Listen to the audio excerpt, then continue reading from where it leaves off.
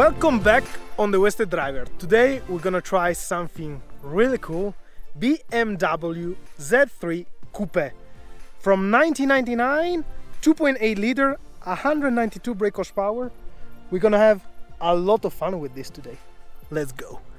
The Z3 was a game-changing car. It was the roadster car that in the 1995 kicked in the face the market. This because BMW came out with something different compared to all the models they made before. It was a small, sportive, affordable car that everyone can have. Obviously that depends on the model you choose. The 2-liter engine was the most easy to have it, and after you arrive to the M model that was a little bit more difficult to afford. But in between there were so many variations between engines, between specs that you can have for the car. I'm lucky enough to try today the Z3 Coupe, so the one that came out after the 1997, with some little upgrade that make the car even more beautiful. Okay, as always, I love BMW, so obviously I like the Z3, but it has such a unique look that you can't don't like the car. The model I'm trying is the 2.8 liter engine, so a lot of people saying it's probably the best version of the car because it's enough power to have fun, but not enough to risk the life every turn. In comparison of the Z3M, the job of this one is not put you 6 feet under the ground. 192 horsepower I think are enough with the weight that is 1,300 kilos. The car is pretty low. And with the 16-inch wheels, you feel every bump in the road. We have the huge bonnet in the front with the 2 front griddles that allow the air to pass through the radiator and the engine. And when we open the huge bonnet, come out the massive 2.8 liter engine. And I just noticed that if you watch the car from the side with the bonnet open, it's a huge Pac-Man with 4 wheels underneath. Beside the Pac-Man flat, we have a 6-cylinder that sings beautifully when you push on the gas pedal.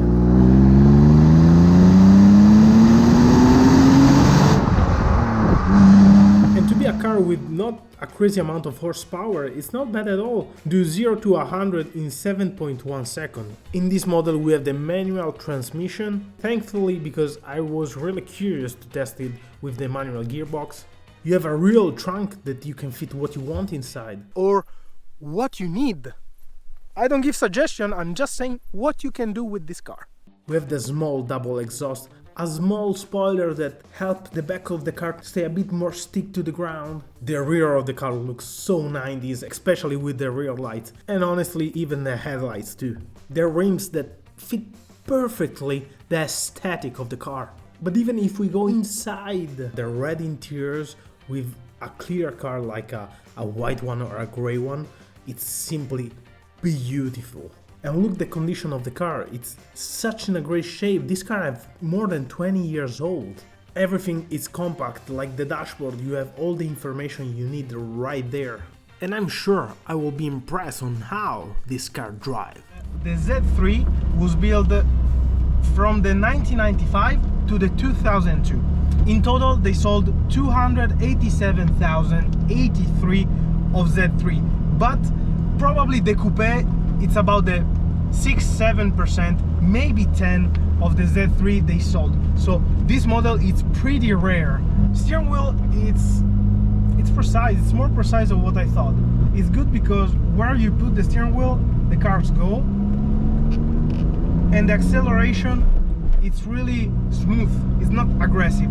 A lot of people say this model, so the 2.8 192 horsepower, is the best Z3 that you can find because it's a perfect balance from power to weight and aggressiveness of the car and everything. So if you want a car that you can enjoy the drive and you're not scared that try to throw you in the wall every turn, but at the same time you can push a little bit on the gas pedal and have fun, this one is probably one of the best cars you can buy.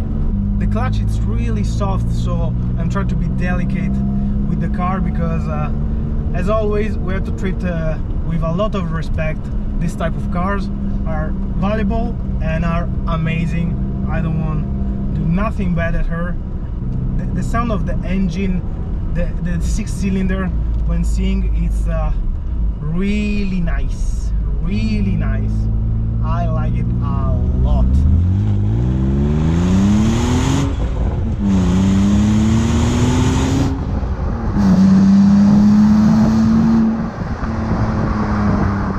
1998, when this model, the coupe, came out, they do a little restyling. They change a little bit the rear of the car, especially the rear lights. They change a little bit the body of the car, so it's a bit wider. Make me think of a small bodybuilder. It's like that, like it's really on the road stick, and you can feel that on every inch of the asphalt. Okay, the roadster, you can open the top and have the wind in the face, but with this one you can use it as a real car where you can put stuff behind. So if you have to go on holidays, you can put a luggage bag on the rear and go. In the roadster it's a little bit more complicated. There's two things that I love on this car. First, the bonnet, that is huge. I don't know why I like it so much. As I said, makes me feel like in a muscle car. It's like a weird hybrid between an European and an American car.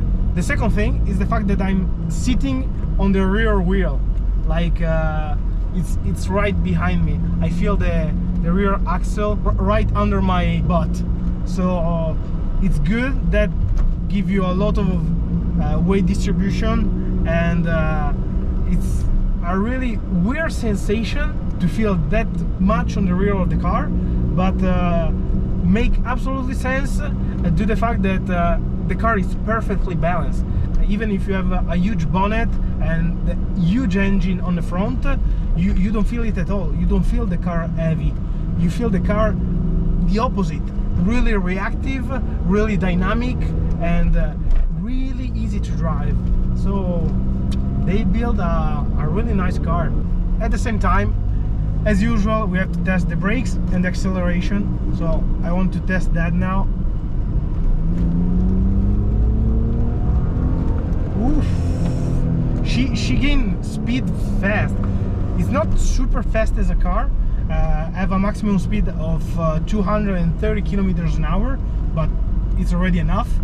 Way more of what we need in the normal roads. At low RPM, she takes really easily, and it's really smooth, the acceleration that I have.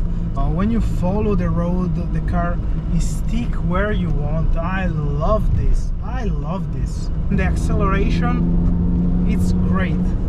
It's not violent at all. It's really great to drive. Want to test the brakes? I use the next turn. Let's see how it works. Now I'm gonna brake hard. Let's see. Okay, I have ventilation front disc.